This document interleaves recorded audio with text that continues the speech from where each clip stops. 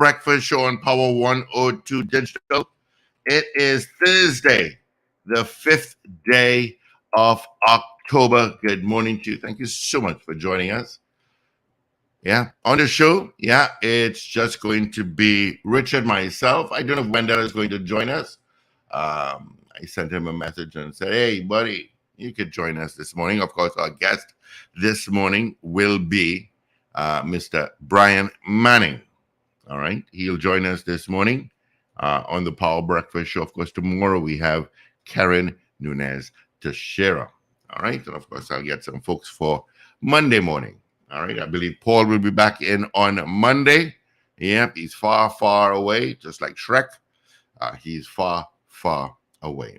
Let's get straight into the WTs. See what's happening on the highways and on the byways as you make your commute this morning. Traffic everywhere, I'm sure. Let's start out in San Fernando, see what's happening down there. As usual, down there have plenty tempo. I got nothing really to tell you about. You got traffic again from Freeport heading northbound. I got one accident for you. It is northbound just after Freeport and before just a little bend there by Chase Village. It is causing a little backup. Of course, going through Calcutta. Number 2 and 3, you've also got some traffic. Now, after you pass that accident, you're still in some traffic till Sugar-Guanas, and then it's slow going volume towards the interchange. Taking a look at the east-west corridor, looking at Santa Rosa, you got some traffic there, and then Maloney to Piarco and then Trin City to Huey, and then you'll step on the gas until the interchange where you'll step on the brake. And then it's slow going until you pass Swim Call, getting into Port of Spain. Out of Maraval, it's beginning to build. Lower Santa Cruz, a lot of people coming down there as well. Nothing out of Diego Martin and Carnage at this time. All right, taking a look at the weather forecast for today, Thursday, 5th day of October. Do I have any birthdays? I didn't check. I know of one. Let's see. Oh, I do have birthdays today. All right.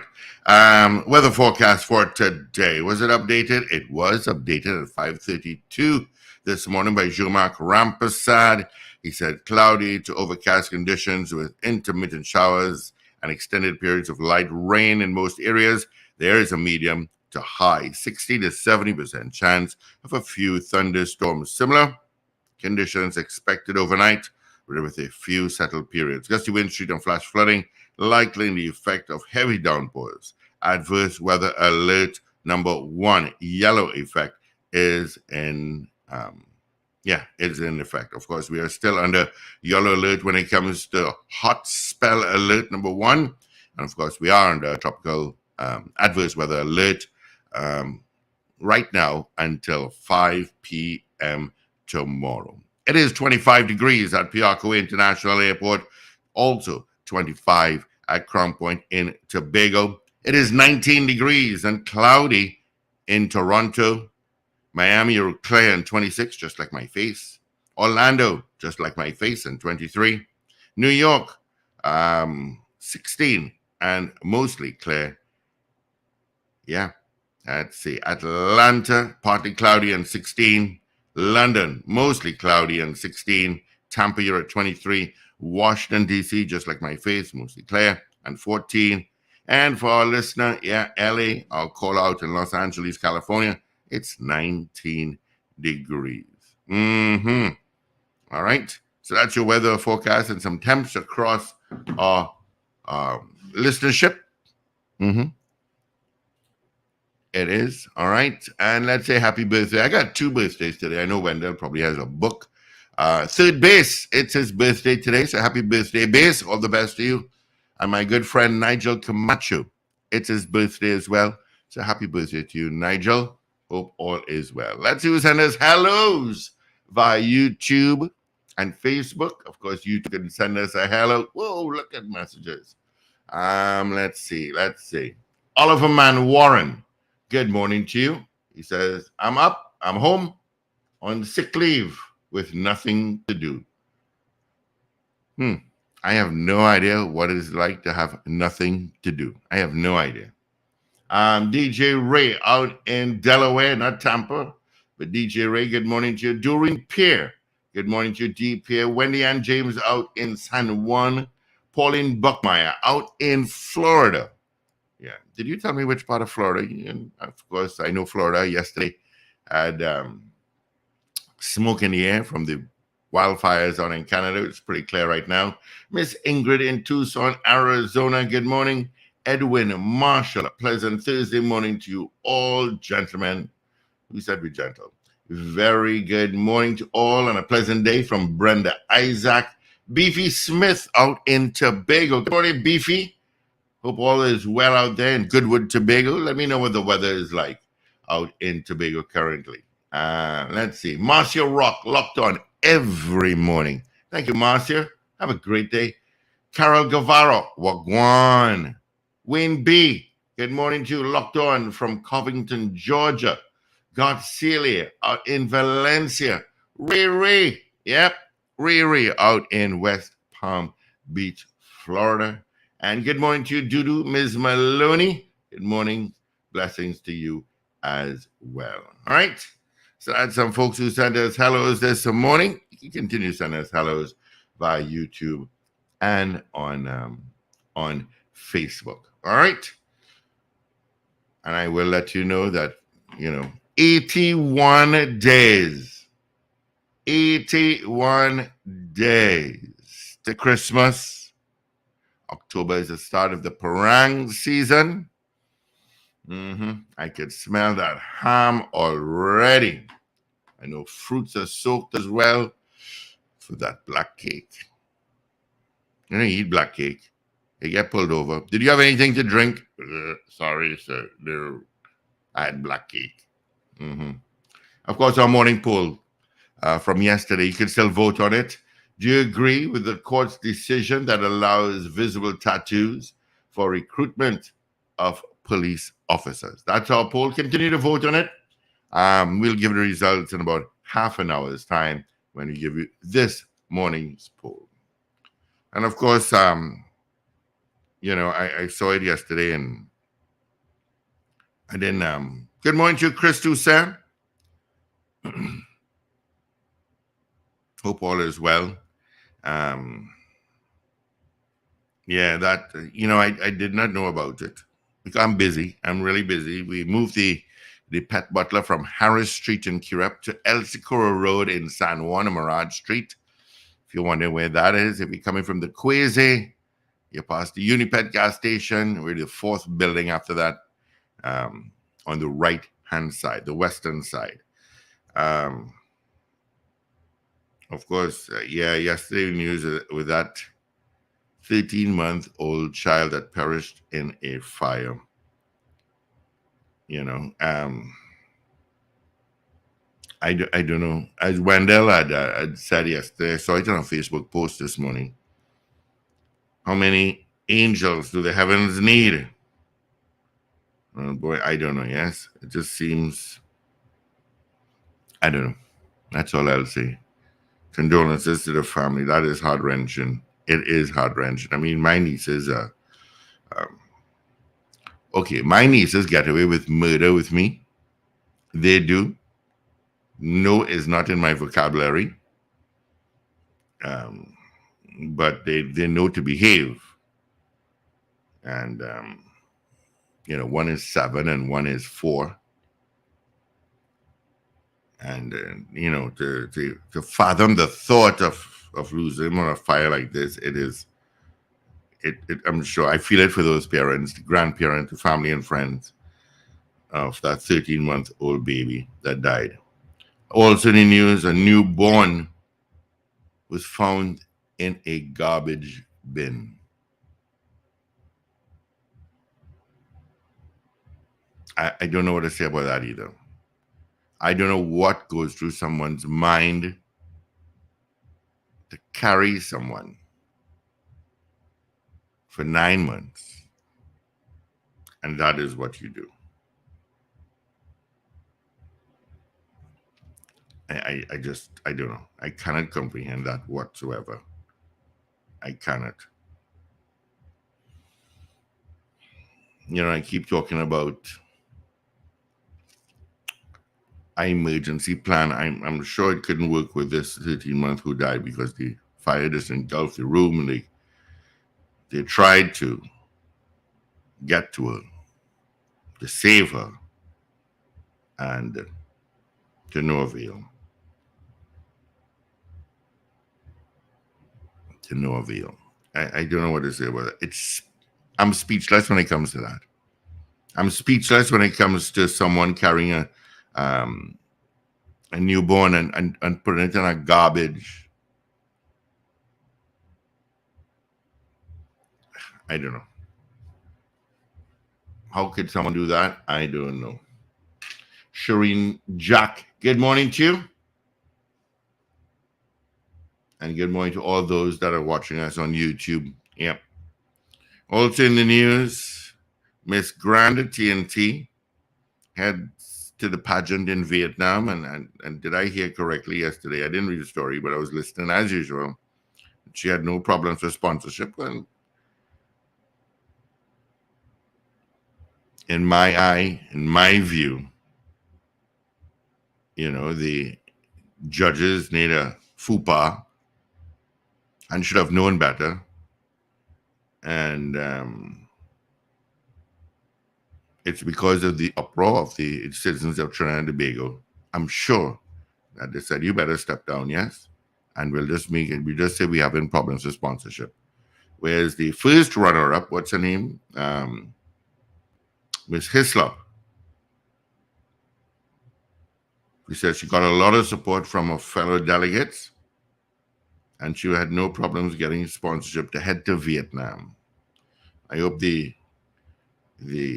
PR people of the organizer of this was grand. Yep, I hope your plan worked. We never knew about it. Yeah.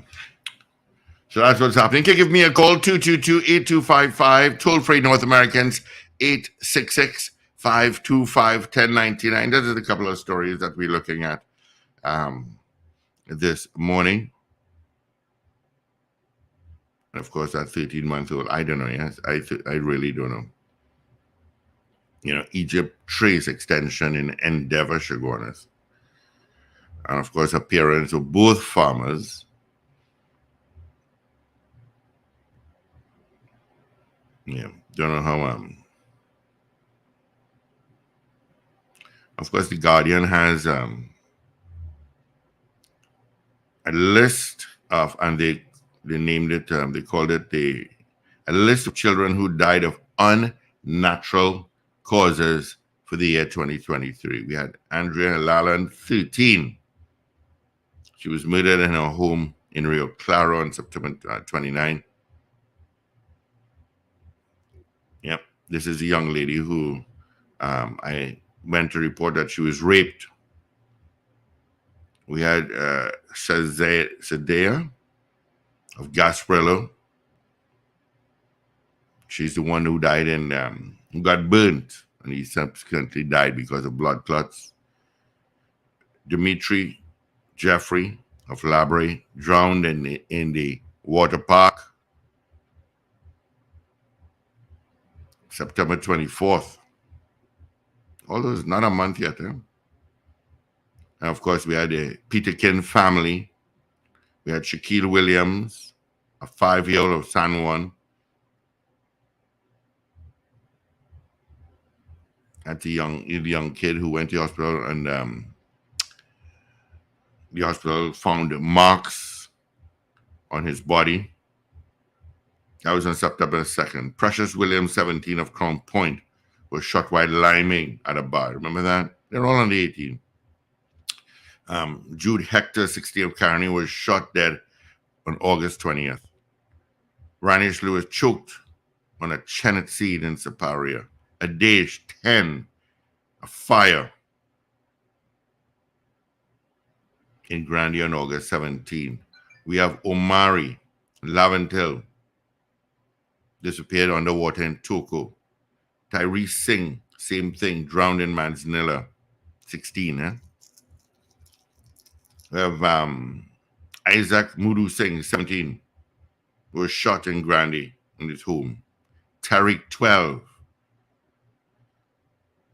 on July 10th fell on a knife in Princestown. A rare shepherd, 3 of Sealots, died at a Grandie Hospital on July 11th after falling ill in Matlock. Kyle Paul of Valencia, gunmen who were playing football. Aaron Hills of Tobago in an accident March 12th. Kylie Maloney, 6, gunshot to the chest. And gunmen stormed her Grandie home. And that's just a list for the year so far. I really don't know. All right. 222-8255, toll-free North Americans, 866-525-1099. That's our numbers. Give me a call.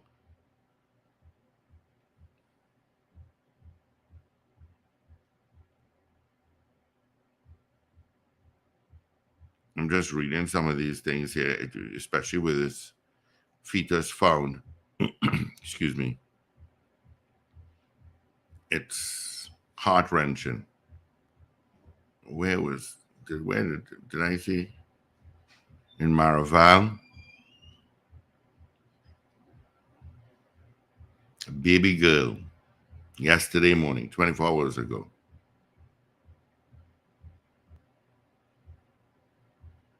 Saddle Road and Bowen Road at 6 a.m.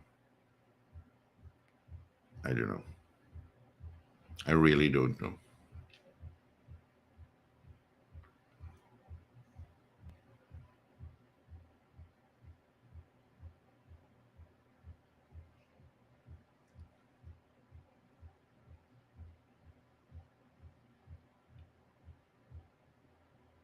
And the parents of this 13-month and the grandparents who tried. Remember that family, those kids that died in Maraval, right behind RBC? And was that Rookreenook?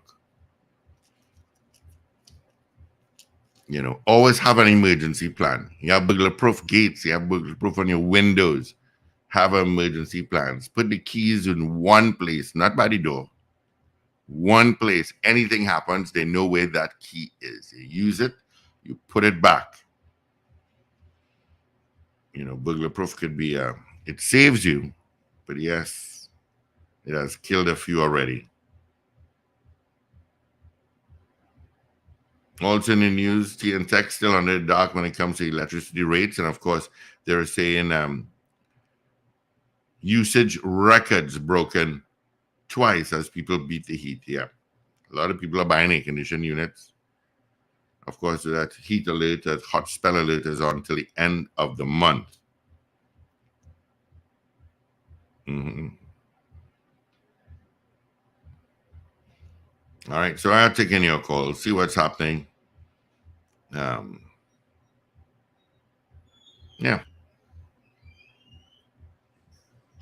Of course, this week alone, I think there were 3 police shootings, 2 in St. Joseph and 1 in Arima. I could be wrong. I think that's it. Morning, Richie Rich. What's happening? Good morning, guys, and good morning to our listeners and viewers wherever you are across the planet. Of course, including Trinidad and Tobago on this Thursday morning where the weekend begins tonight, people, at a second after midnight. And we remind you about the weekend on this breakfast show. Today is Thursday already.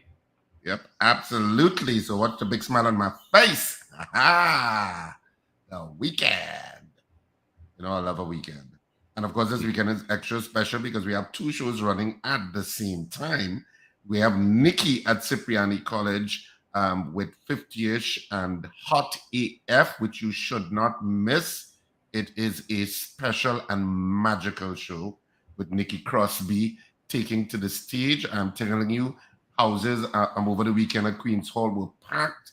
And people had everything to see that was fantastic about the show, including giving her a standing ovation at the end of the show. You should not miss it. It is hilarious. The stories that Nikki tells in that show, I'm telling you, hilarious. And of course, The box office at Cipriani College opens from 12 noon to 6 p.m. and you can get tickets at all the usual outlets. Electronics in Arima, Jabili Rawi in Tunapuna, which I believe is already almost sold out.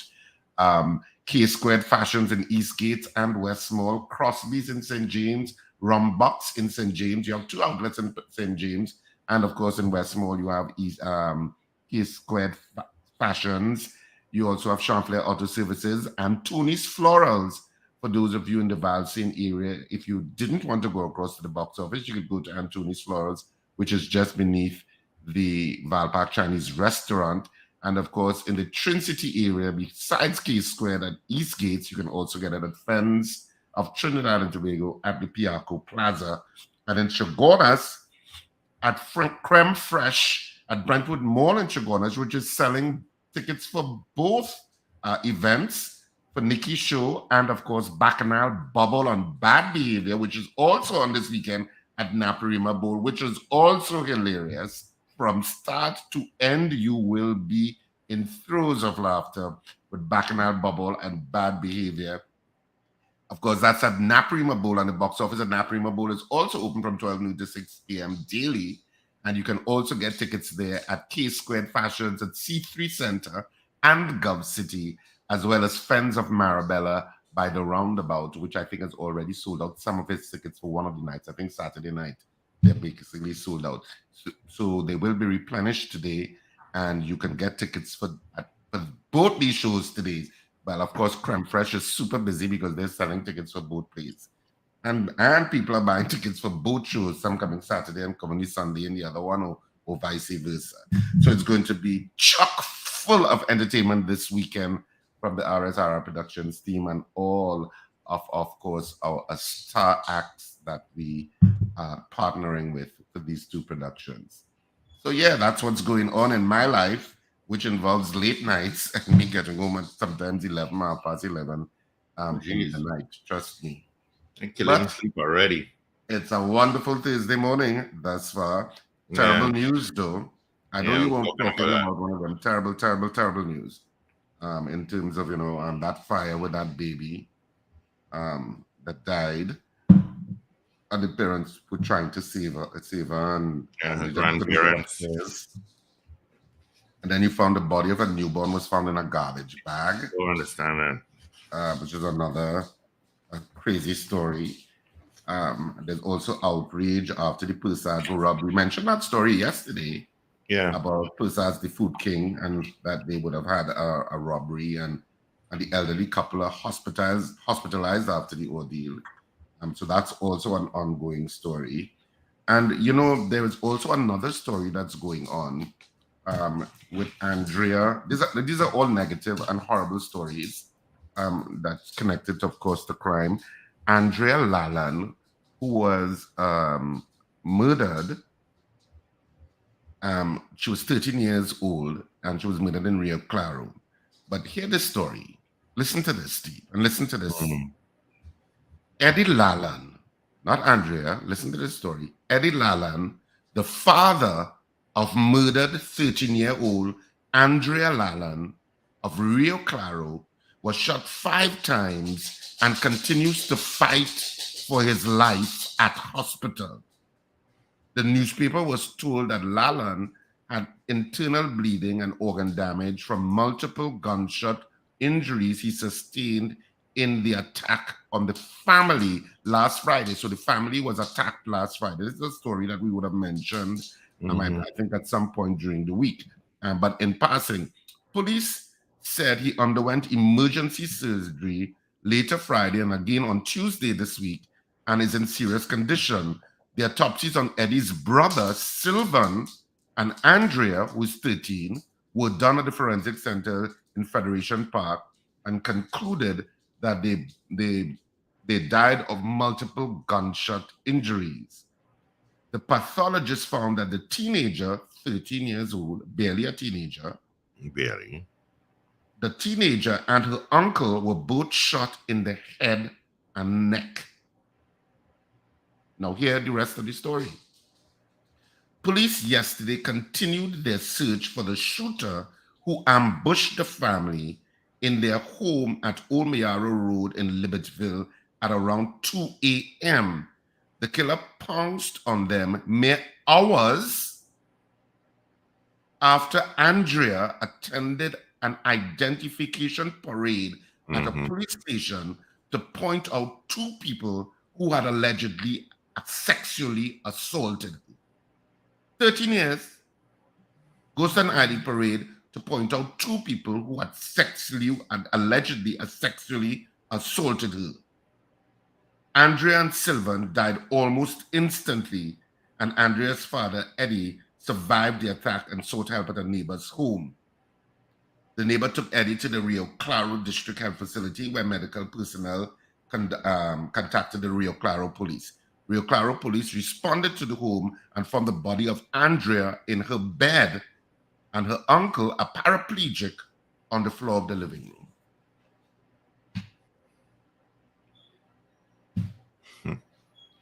So you went to an ID parade to identify two alleged, I'm saying alleged, men who sexually assaulted you.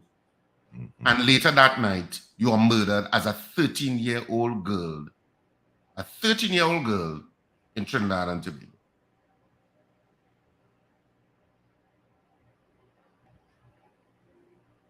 Words escape me. I don't know what. Yeah, I'm speechless. I don't even know what to say. I don't even know what to say anymore. And I mean, we could go through all the stories here and read all the stories about crime and what crime is happening in Trinidad and Tobago and the tragic stories. And I don't know, because that's not the only one. No. You know, they have different things. And I know the Persad's robbery that took place yesterday from Persad's The Food King. And I know some of you had some comments in the comment section yesterday about that. But I don't know, it's you come from the mass killing, you have to call it a mass killing of the 4 siblings and another 5 that were shot in that event. So 9 people were actually shot in that event. Let's not forget that. 9 people were shot in that event. 4 of them are dead. 4 young people, siblings, most of them under the age of 18. 5 were injured but survived, at least thus far. Now you have Andrea, 13, shot dead in her bed at 2 o'clock in the morning because, well, it seems obviously interconnected. It seems that way, that just earlier she went and identified 2 people who allegedly sexually assaulted her.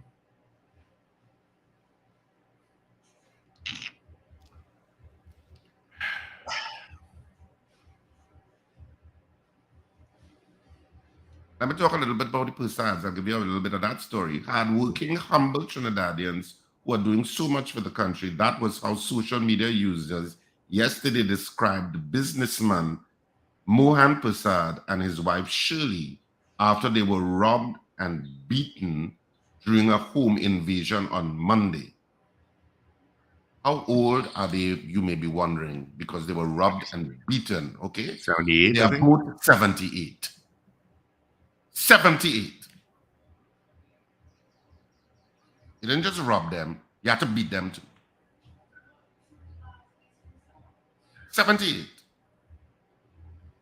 But you know, if somebody go and beat their parents up, they get vexed. I don't care about that, you know, Steve. That equivalency does not matter anymore, because the issue is obviously, and I know and I know there was some discussion on the budget connected to the whole crime situation. What is the value for all of this money that we are pouring into the Ministry of National Security in dealing with the safety and security of citizens across Trinidad and Tobago? Because we all know that crime is the #1 issue that Trinidadians and Tobagonians are concerned about. That affects everything. It affects business. It affects people's confidence in remaining in Trinidad and Tobago. I don't even know what the data is of how many people have emigrated in the last, let's say, 20 years or 15 years. Because it's not a new problem.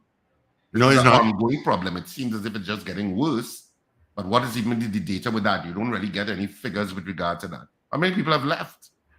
People have. How much of a brain drain are we suffering? How many young people now who are being, qualified who feel that they have no invested future in the country. Yeah. And saying, I need to get out. Because that affects the future. And it becomes a vicious cycle. So we have to solve this problem. And I know that there was an allocation of $6.9 billion to the Ministry of National Security in the budget. And it's the third highest allocation. And they're ramping up the police recruits to 1,000 young recruits A year. at least per year. At least that's what the sense of what you got. And even talking from the Minister of National Security yesterday, and that probably will be the subject of our poll. Do you think that increase in police resources in terms of the 1,000 human resource is going to make a difference? Do you think that's going to make a difference? That's probably going to be our poll this morning. Mm-hmm. We'll go with that. You know, but I don't know. And I can see why I have so many friends who don't read the newspapers and do not watch It's news depressing. anymore. They don't read newspapers and they do not watch news anymore. They don't want to hear anything about the horrific nature of crime in the country. They just don't want to hear it. And they don't want to see it. Some night I was watching news and the first 20 minutes was all about crime. Because it's a big issue. And I was going, 20 minutes? And I don't know if media can ignore it. You can't. 13 years old, hours after you go to an ID parade to identify two alleged perpetrators who sexually assaulted you. You did the right thing. You are shot dead in your bed at 2 a.m. in the morning.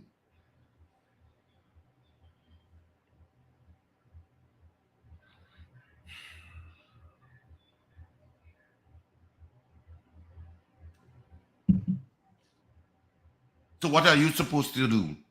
What you're trying to say?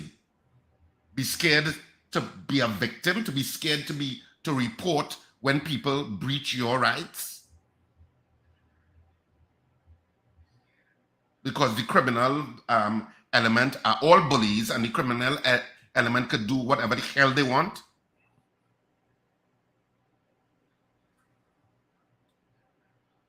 I don't want to get vexed this morning. So I'm going to sip my coffee and let's go on to something else. I'm sorry you can't play music, you know, because I would prefer that you play music at this point. Yeah, can't play no music. No parang. So, let's see. On positive news, let me go to something positive. The first thing I find, and what is it? Well, we do have a representative of Grand International in Vietnam. Of course, it's not Milady, because Milady said well, you know the news that she couldn't go. They didn't have sponsors to take her or whatever. So Miss Grand International, so Miss Grand Trinidad and Tobago, Rebecca Hislop, who is the first runner-up, she is on her way to Vietnam. But I heard in news that she said she had no problems getting sponsorship. Well, Hislop, well, I suppose Milady would have gotten maybe some problems, obviously, because of the uproar. But anyway, Hislop heads to the October 25th contest in Ho Chi Minh City in Vietnam. So that's where she goes. Actually, I have a cousin there. I always wanted to go Vietnam. So that's some positive news. I mean, fish through the papers for some positive news. But Duke and Augustine hold cordial talks, apparently. But no, what? Yes, Watson Duke and Father Augustine apparently had some cordial talks, but there is no reconciliation, says Winston.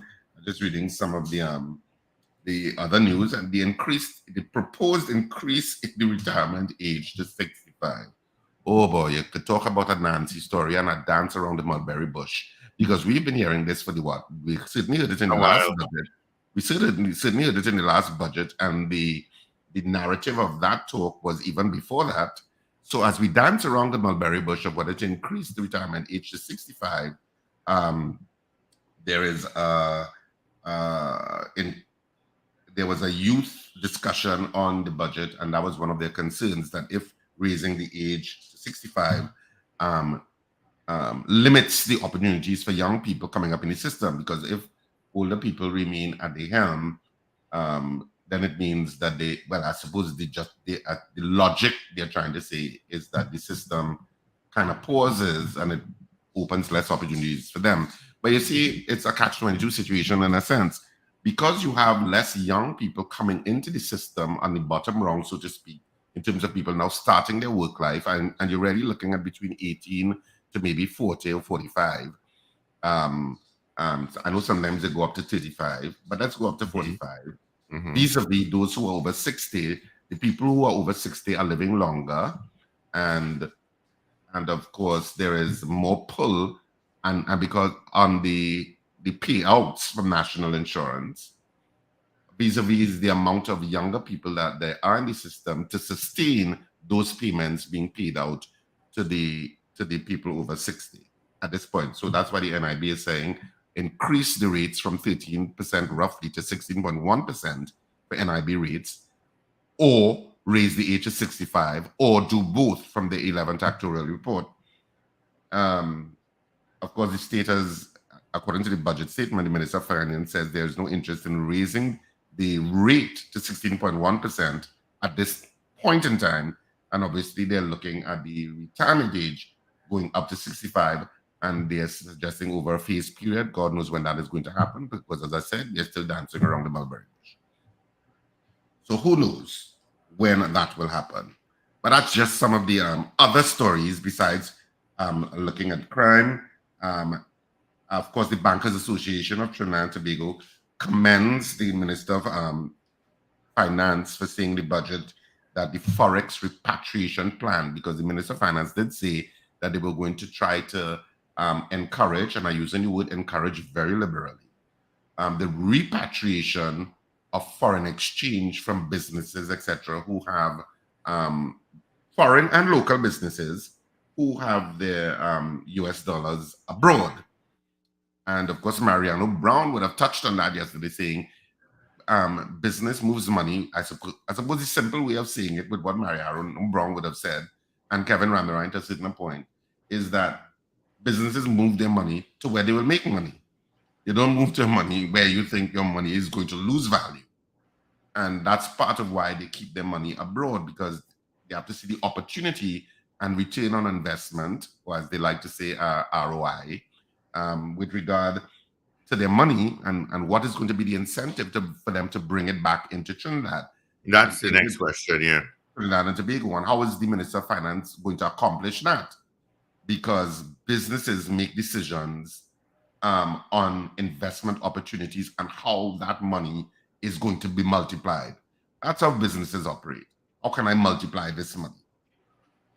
So Maria Dukaran has an article on it today, or she's heavily quoted in an article concerning what she calls the Minister of Finances, and I'm using inverted commas, gun talk on the foreign exchange issue and having businesses, local and foreign, repatriate that issue. So that's also a bubbling story. Of course, BAT welcomes it, the Bankers Association. Of course, the Bankers Association, Trinidad and Tobago, welcomes it, because if the money comes back where they're going, in the bank, the banks will benefit from it. So that's another story that's still coming out of the budget. But I don't know if the time has yet come for me to do the headlines. Steve, you can advise. Yeah, why you can do that? What you said? Yeah, you could. Now we can do headlines right now. You give a result of a morning poll right after, and come up with this. Okay, great. So I'll go straight into the headlines this morning. And good morning again to all of our listeners and viewers, wherever you are across the planet Earth. I know quite a few of you would have been saying good morning already for the morning. So let me touch on that before I get into the newspapers. So I'm just going back. Oliver Manwaring says, good morning. I'm at home on sick leave with nothing to do. Well, you no longer have nothing to do, Oliver Manwaring. You can now listen and watch the Power Breakfast Show. Rano Halasi says, hi, Power 102 Breakfast Team. DJ Ray from Delaware. Good morning, DJ Ray. Doreen Pierre, good morning to Power 102 family. Bless their head. Wendy and James, good morning, Steve. Why didn't start? Good morning. Just you, not to me. Maybe that was just before I came on. Pauline Buckmeyer, these blessings to one and all. She said from Florida, Miss Ingrid in Tucson, Arizona. Good morning, Ingrid. Edwin Marshall, a pleasant Thursday morning to you all, gentlemen. Brenda Isaac, very good morning to all and a pleasant day. Beefy Smith, good morning to the breakfast crew. It's getting overcast here in Goodwood, Tobago. Marcia Rock, good morning, gentlemen. Do have a great day. Carl Guevara, good morning, guys. Wayne B, good morning, guys. Locked on from Covington in Georgia. Garth Cillier, good morning, guys. Garth from Valencia. Ray, good morning. Good morning, Ray. Miss Maloney, good morning. Dudu, good morning, guys. Blessings. Sharon Jack, good morning. Blessings, everyone on the live. Ingrid, good morning, Richard. And she says, good morning back at you, Ingrid. Morning, everyone. Blessings. Be safe and have a fabulous day. Winston Jones is also saying good morning. Arena Jennings is saying good morning. CPT Singh is saying good morning. So many people are on commenting already. Mrs. R, as better known as DS Lip Celeste, I still think it is foolish to not be aware of what is going on or to not watch news. Morning all. Cycling was awesome yesterday, Rich. Oh yeah, I forgot about that. I was so busy in rehearsals at that point. Good day to the breakfast crew and to all locked on peace. Did the police do DNA kit? Who knows? CPT thing. Did Erla come out to make a statement? Bring out Ramesh with the rope. Oh, God, Lord. Ray. Morning, Richard, she says. And Maria Celia said, good morning, guys. And Rena Jennings, is there anything positive going on in the country? Well, I just attempted to find that in terms of the daily newspapers. All right, so let me get to the headlines at this point. I said good morning to everybody on the stream this morning, including Prabha. Good morning and have a great day, Prabha. All right, so the Daily Express for this morning. Efforts to save 13-month-old fail. Baby dies in fire. Grieving grandpa. The heat of the fire pushed us out. And based on that and the amount of smoke that was there, I told myself that she did not make it. Absolutely tragic story. And there are inset photos of the grandfather. And of course,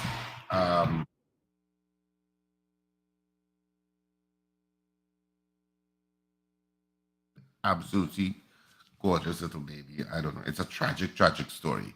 Body of newborn found in garbage bag. That's also a story that with a sub-headline on the front page of the Daily Express this morning. Probably could look into that story a little later on. BLCA, a good choice. CPL Hall likes the Ruba venue prospects to host World Cup final. I suppose it's the Brian Lara stadium they're talking about. And the 2030 World Cup to be hosted on 3 continents. Is it? And Ahi and Paul spearhead TTO Pan Am squad. And Benedict beat Naps. All of that is on the front and back page. God, I'm consumed with it. Back page of the Daily Express. The Trinidad and Tobago Guardian for today. Front page. Tragic end for 2 babies. 1-year-old girl killed in a house fire. Newborn found dumped in a garbage bin. Beauty Queen is off to Vietnam, and there's a picture of Miss Grand International Trinidad and Tobago, Rebecca Hislop, at the Piarco International Airport. Heat brings more burden for TN Tech. And there is a picture of the grief of family members at the scene of the fire. The scene of the fire where baby Harley passed. On the back page of the Trinidad and Tobago Guardian today, Paul leads Pan Am team. That's the front and the back of the Guardian. And I should go straight on to the Newsday. On the front page of the Newsday, everybody's carrying that story about the baby. Despite heroic rescue efforts, baby girl dies in fire. And a relative comforts Harriet Prasad after their 1-year-old daughter, Harley. And apparently Harley told the grandfather that she wanted to be a firefighter when she grows up. And he was in tears yesterday reporting that story. Sad. Newborn found dead in garbage bin. Of course, also on the front page, there are 2 events happening: Bubble, Bacchanal, and Bad Behavior in Naparima Bowl, and Nikki Crosby 50ish and Hot AF. That's also on the front page, as you can see right over there. All right. Ta-da. And on the back page of the news, Fatima suffer first loss of the SSFL season as Samoa rise to the top. And TT basketball body warns against illegal events. And there is a picture of the 2023 cycling on the avenue yesterday, the Arapita Avenue. I've been to that a couple of times. Mm-hmm. And there was a time I know Wendell and I went. The last time I went was when I'm lineman with Michael Phillips, actually, at Michael Phillips' place, watching the cycling on the avenue. Yeah. All right. It was fun. It was a fun night.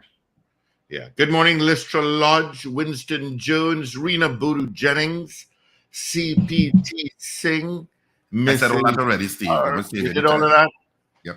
Lorna Kalu Singh. Morning, Lorna. Morning, Indian. I didn't do Leonard Naipaul. Good morning. And Gloria Gray. And Gloria Gray and Lorna Kalu Singh. So good morning to all of you, and welcome to the Power Breakfast Show. Well, it's no longer welcome. We're in the midst of it now. Yeah. All right. Let me give you the results of our poll from yesterday. Yesterday, we asked you, do you agree with the court's decision that allows visible tattoos for recruitment of police officers? That was our poll. I'll give you the results after I tell you that party with Pavi and Burn Team Global. Vision 1, a charity cooler cruise happening October 14th, boarding at Lady Hales Avenue, 4 p.m., sailing at 5. Party to the sounds of DJ Lovey, Dub Venda, and Juicy. Tickets are $250 in groups of 10, paid $2,000. For tickets, call Chamika at 346-8730 or Candice at 271-9655. And also, it's Free Gifts Festival at Furniture Plus. Get any size therapeutic mattress for $799. Save up to $1,800 on certain mattresses. Save up to $1,600 on ceiling mattresses. Plus, get free gifts with the select purchases. Accessories and bases are also on sale. Check price on social media for details. All happening at Furniture Plus. Good morning to all those at Furniture Plus. Do you agree with the court's decision that allows visible tattoos for recruitment of police officers? The votes are in, and it's a tie.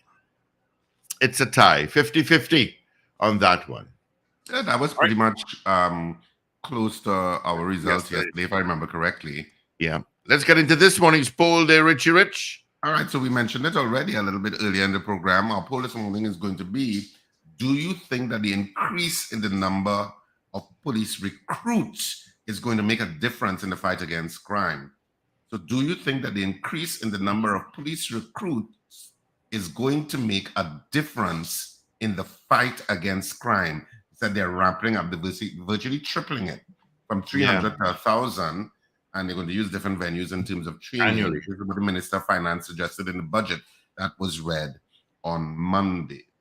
All right. So do you think that the increase in the numbers of police recruits is going to make a difference in the fight against crime? That's our poll this morning. Morning, Jenny Fano. Wayne B, good morning. And he says no. Thank you, Wayne B. 222-8255. North Americans, 866-525-1099. That's our numbers directly into our studio. Of course, you can vote on YouTube and on Facebook, and I'll get it right here in studio. Do you think that the increase in numbers from 300 to 1,000 recruits annually is going to make a difference in the fight against crime? All right, of course. So that's our poll this morning. 222-TALK, 222-8255. North Americans, 866-525-1099. That's absolutely toll-free. People in other parts of the planet, 1-868-222-TALK, 222-8255. And of course, you can send your votes by the comment section on our YouTube stream, and we'll read your votes there.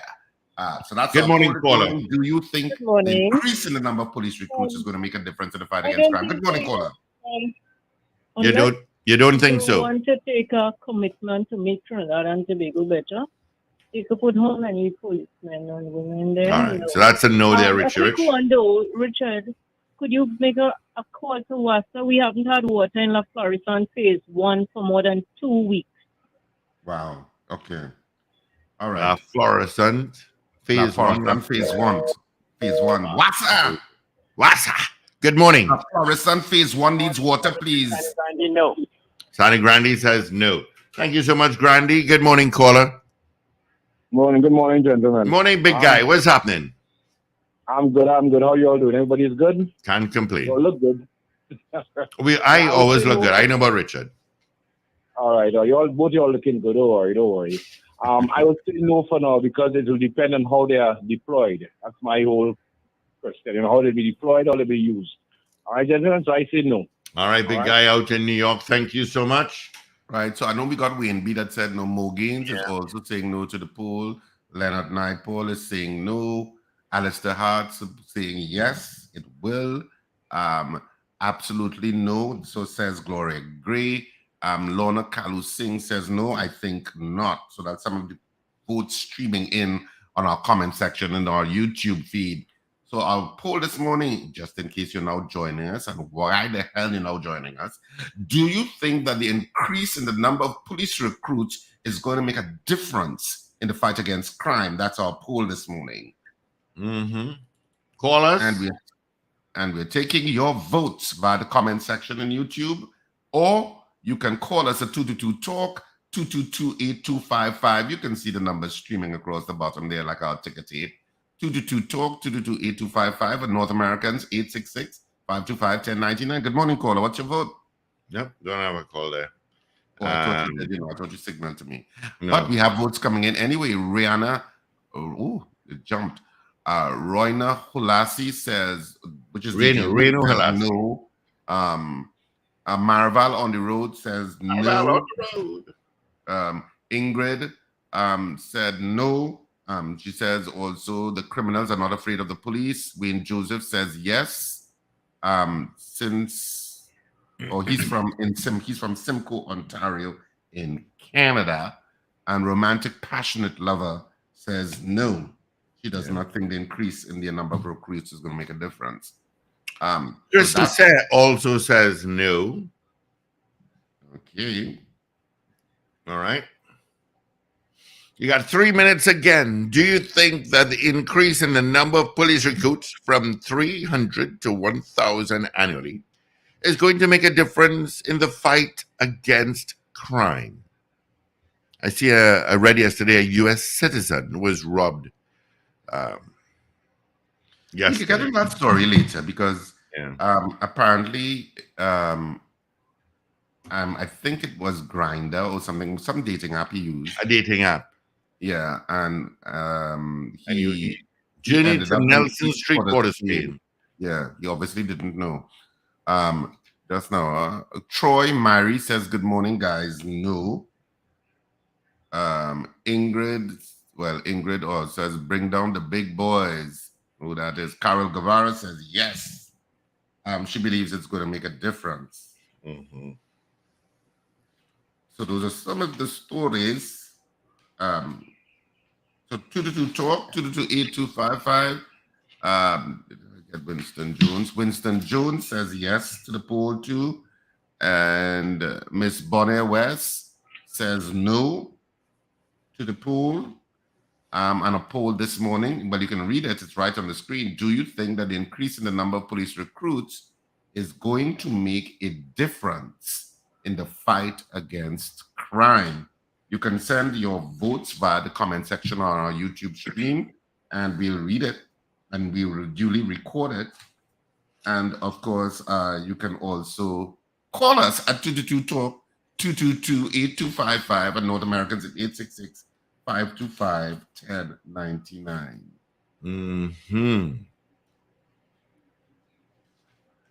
We have gone from 300 to 1,000 annually. In the budget, they're going to get cars. They need to maintain them and not pick up children from school and go to various shopping areas with the sirens on. Julia S. Batiste says yes. Okay. What says you, caller? Morning, gentlemen. Morning. My answer is yes, and based upon the amount of persons that are retiring and maybe the amount of sections that are open up. So we will have a positive impact. Right? Thanks. All right. Thank you so much. You have less than a minute to vote before Evie comes in. So 222 talk 222-8255. North Americans 866-525-1099. People on the web and the app, well, you can vote via our YouTube stream, and people are voting there. Mrs. R, better known as DS Lip Celeste, says yes. I think it will be positive. A Beauty Culture says, good morning, guys. Yes, I think it will make an impact. Does anybody know I haven't? Beauty Culture. I think it will make more boots on the ground is what a Beauty Culture is saying. All right, let's grab this final call for the hour. Good morning. Hey, Steve. Morning. Morning. Morning, Richard. Morning. Steve, I said no. No. They're going to be trained to give tickets. All right. So cynical. Thank you so much. Going to be trained to give tickets. Come on. Beauty Culture says, yes, I think it will. More boots on the ground. All right. Yes, I read that already. Yeah. Brenda Isaac says, yes. Policeman says too much writing for a report. All right. Let's get into our 7 o'clock major news. Evie is looking very slim this morning. Good morning, Evie. Good morning, my darling. Good morning, my sweetheart. How are you? This is the day after her anniversary. I have to come into the studio. And I can barely hear you, Steve. I can't really hear you. Go ahead. Yeah. Okay, I can hear you now. I have to come into the studio and take a little line with you all. And ever since Gregory is no longer there, you must be very lonely, Evie. I don't know why, but I can't. I know you can hear me, but I can't really hear you in the thing. Sorry, I can't hear good. All right. But nice it's now I can hear Steve. Nice Steve. Steve knew what he was doing. All right, let's get into our major news. It's exactly, just after 7 o'clock on this, the 5th day of October. This is your news bulletin from Power 102 Digital. Here are your news headlines to 7 o'clock. A baby dies in a central house fire. PDP leader Watson Duke says workers should not get less than $5,000. The Ministry of Health receives 75,000 doses of influenza vaccine, and an adverse weather alert took effect from 5 a.m. today. Details in a moment.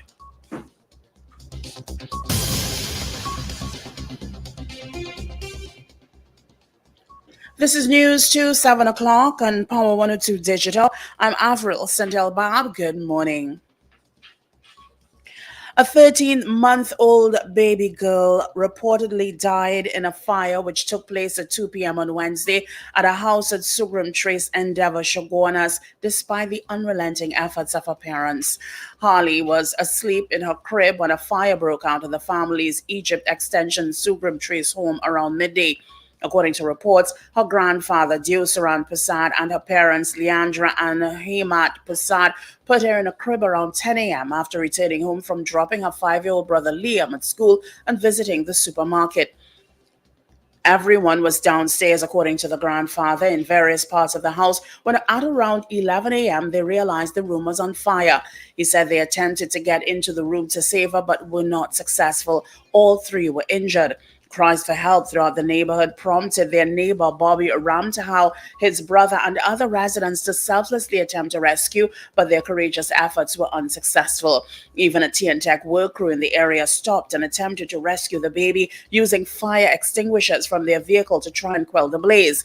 Harley's mother, Leandra, 23, was hospitalized for injuries sustained while trying to rescue her. Her father, Hemat Passad, 25, was unable to speak to reporters. He was seen gasping while coughing continuously. Relatives said he was suffering from smoke inhalation after trying to save his daughter. He was taken to a nearby facility for treatment and returned to his home a short while later. Relatives were also mobilizing yesterday to get Harley's grandfather medically examined after he was injured during the rescue attempt and had a persistent cough. Investigations into the cause of the fire are continuing. Progressive Democratic Patriots political leader Watson Duke has taken issue with minimum wage for workers. At a media conference yesterday at the party's headquarters, Port Mold, Scarborough, Duke insisted that the minimum wage should be raised to a sum that allows workers to receive at least $5,000 a month. Duke said he cringed when he learned the minimum wage had been increased by $3 from $17.50 to $20.50 per hour. Duke, an ex-Public Services Association president, said he was also disappointed his former colleagues in the trade union did not condemn the $3 increase. Duke said while the increase sounds good on paper, it is only $3. He said the increase will result in a monthly salary of about $3,600. Duke, Assemblyman for Roxborough Argyle, also called for a yearly increase in government pensions. A former minister in the Ministry of Finance is predicting the demand for foreign exchange will go up locally once inflation levels continue to rise globally. This is the forecast coming from Mariano Brown while being interviewed on the Power Breakfast program yesterday. He also recommended there is need for the Trinidad and Tobago's currency to be devalued. However, Mr. Brown proposed foreign exchange be adjusted in terms of price, which can be handled at commercial banks and the central bank. He said there is a correlation between interest rates in countries around the world, inflation increasing, and foreign exchange leaving a nation. The demand for foreign exchange is not likely to fall if you keep things the way they are and the way demand currently is structured. In those circumstances, the only thing that could change is the price. And then the talk about devaluation is fallacious. There's no need for devaluation. There may be need for foreign exchange adjustment and change in the adjustment in prices. But that can be handled at the commercial banks and the central bank. Is very simple. And the way the fundamental theory of interest rates or the fundamental theory of exchange rates is a dummy variable for the fundamental theory of interest rates.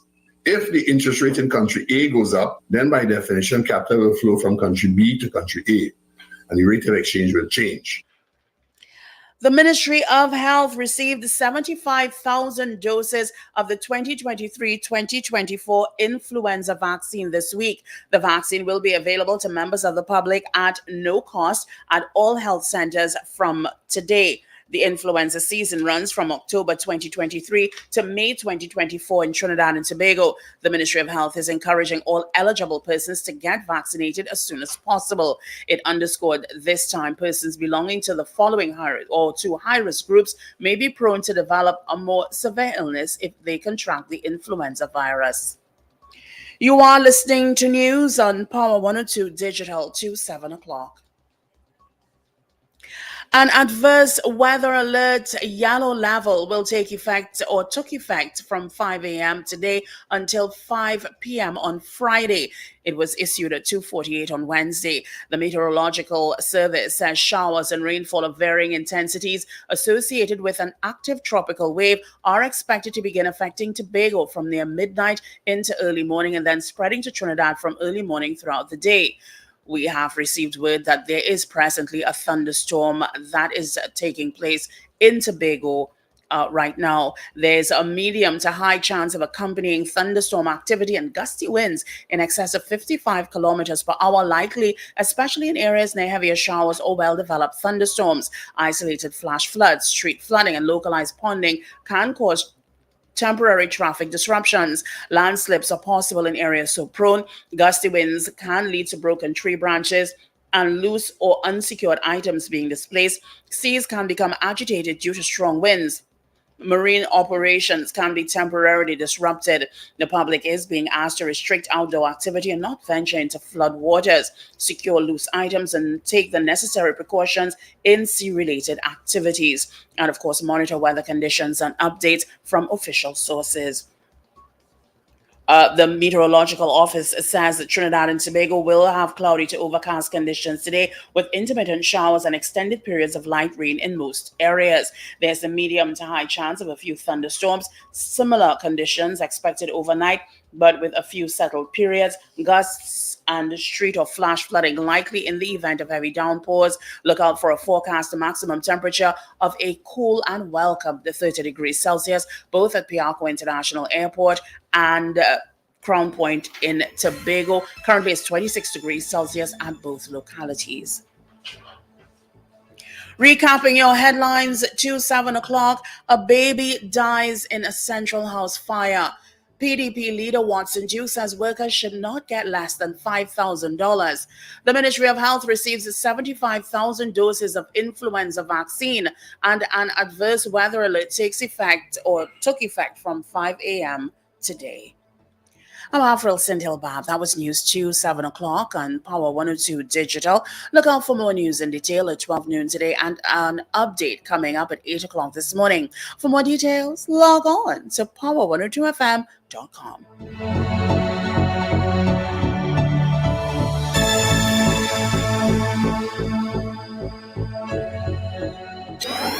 Up to date and credible. Power 102 Digital. All right. Thank you so much, Avril, for our major news. You can join her again coming up at 8 o'clock for a news brief. All right. Let's take a look at what's happening traffic-wise. If you're leaving Grandy, heading to Valencia Stretch, you've got some traffic there. I've got a minor accident eastbound Churchill Roosevelt Highway right by Santa Rosa, between Pinto Road and Demerara Road. More closer to Demerara Road is where that accident is. All right. Apart from that, approaching Piarco Lights, you've got some traffic straight up towards UE and then Turep into Port of Spain, going through St. Helena and Kelly Village. You've got traffic. Leaving Chaguanas from Enterprise straight down to Ibis Gardens Extension into the roundabout and the Turep. You've got some traffic there as well. If you're taking it back from Las Lomas again into Chin Chin Road, that is also a bit heavy this morning. Chaguanas Main Road is also heavy. Let's head down south, make our way up north. Usual routes in San Fernando. If you're going to exit from the Solo, heading into San Fernando, and that Taruba Link Road towards the bypass, you've got some traffic. The ramp is also jam-packed as well.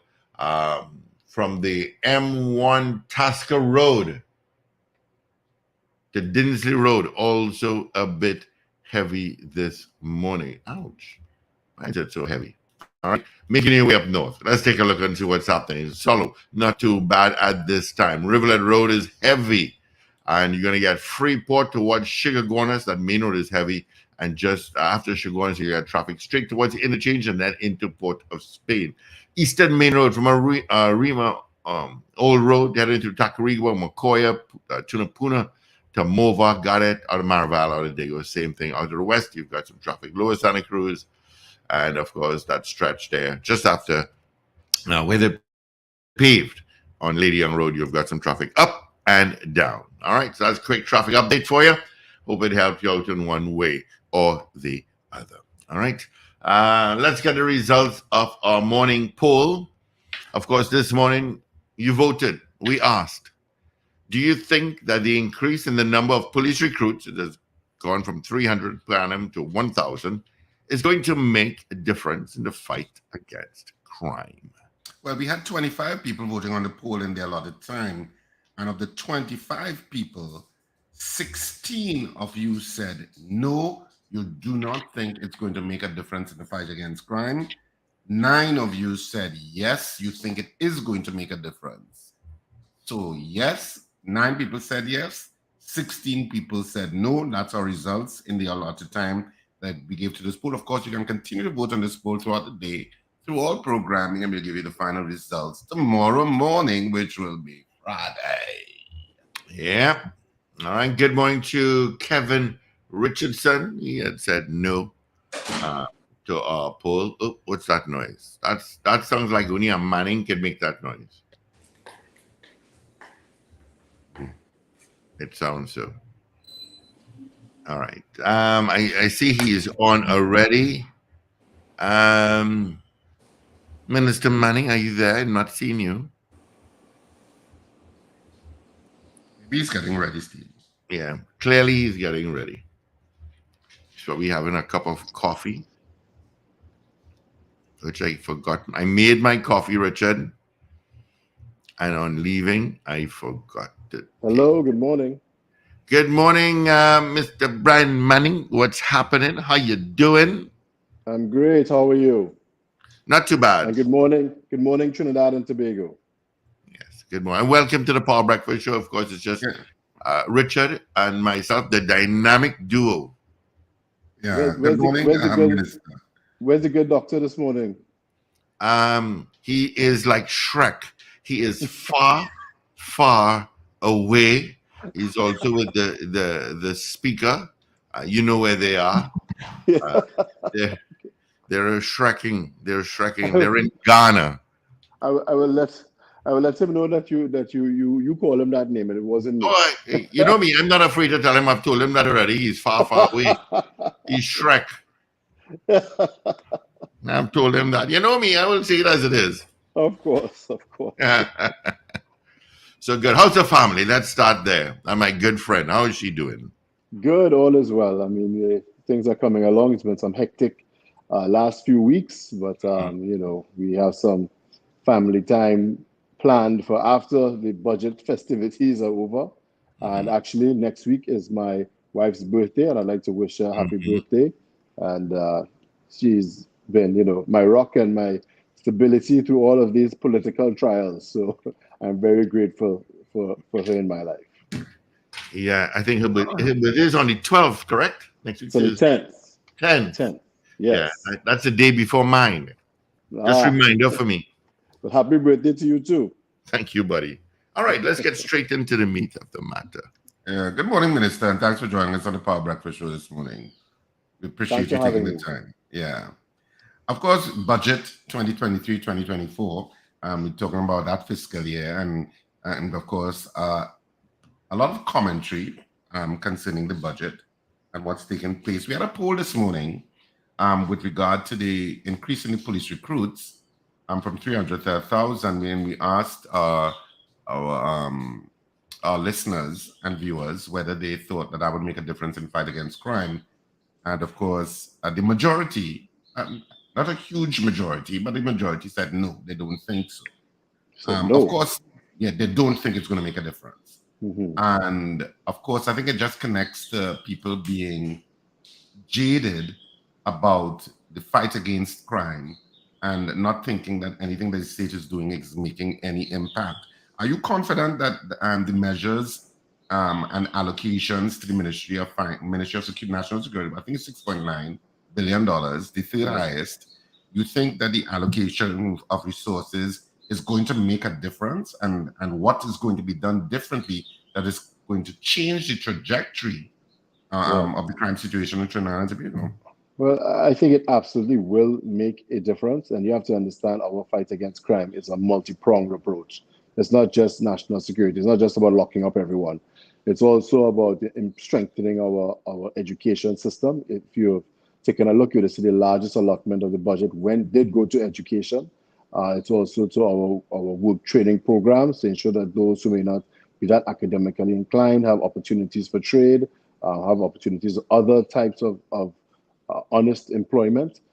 There's also a huge injection into major capital projects, roads, bridges, highways, and so on. That should also mop up some degree of unemployment within the country.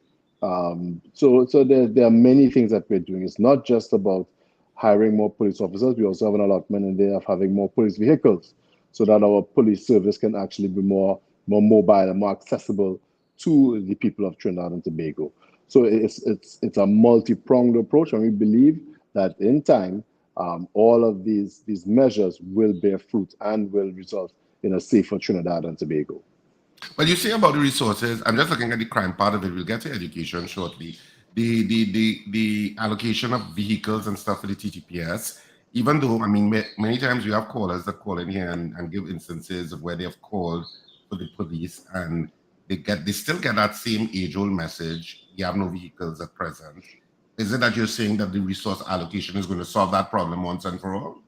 it should make a huge dent in that issue. Yes, we made sure that we could purchase quite a few more vehicles for our police service. We want to reduce that. Also, there's the ability for us to repair the existing motor vehicles that we already have within our fleet.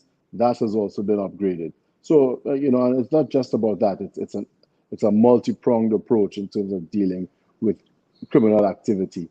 There was even an allotment in our national health budget for persons who may be suffering from mental illness and so on. Quite a few people were traumatized, not just financially, but also emotionally during a global health crisis that we all went through a few years ago.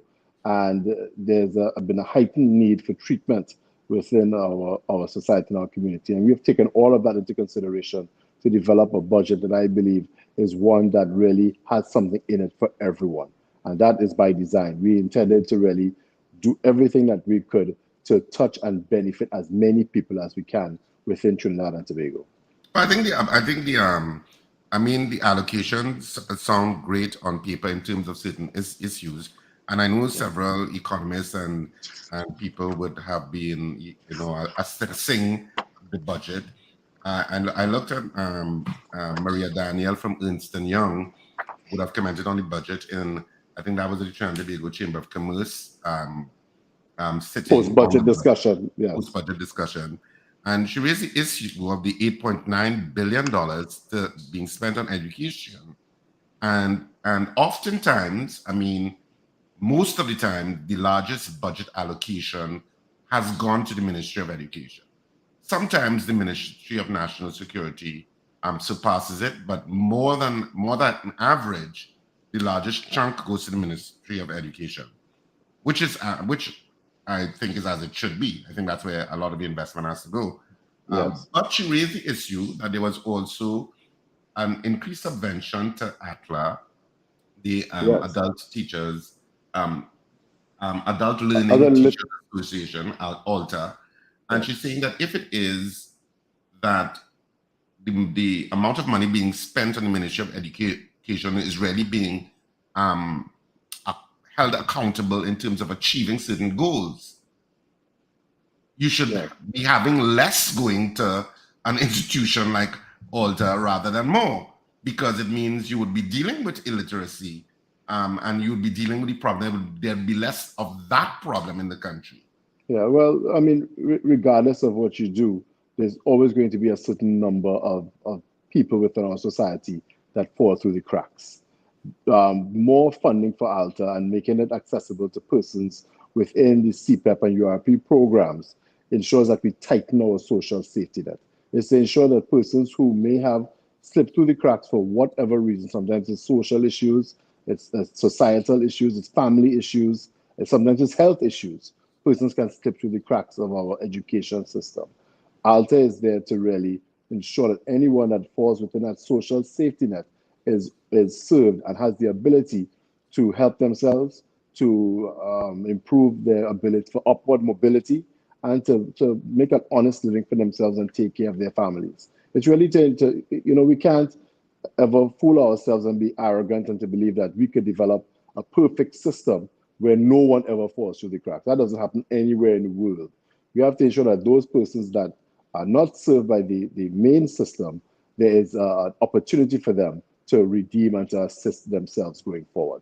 And that's what that allocation is for. Yeah, I don't know if there's some sort of roadmap, and I know Paul often brings this up. The people, not so much the people who are really achieving and doing well in the system, in our education system, but the issue of those who have fallen out of it. And the people who drop out of the system, in addition to all of those who have dropped out of the system due to the pandemic and never re-entered the system. How is the state, and is there a roadmap under the Ministry of Education, which might be a better question for the Minister of Education, quite frankly, but is there an allocation of resources to deal with that issue? Because that's not something that will necessarily be captured by ALTA. If you saw in the budget proposal, there is an increased allocation for remedial programs. The persons who may have been young children who may have fallen behind because of whatever it is they have endured in their lives. And Usually persons who fall through the cracks in our education system, they end up in the URP or CPEP programs. The CPEP programs and URP really aid a level of our labor force where persons are mainly unskilled and in some cases uneducated.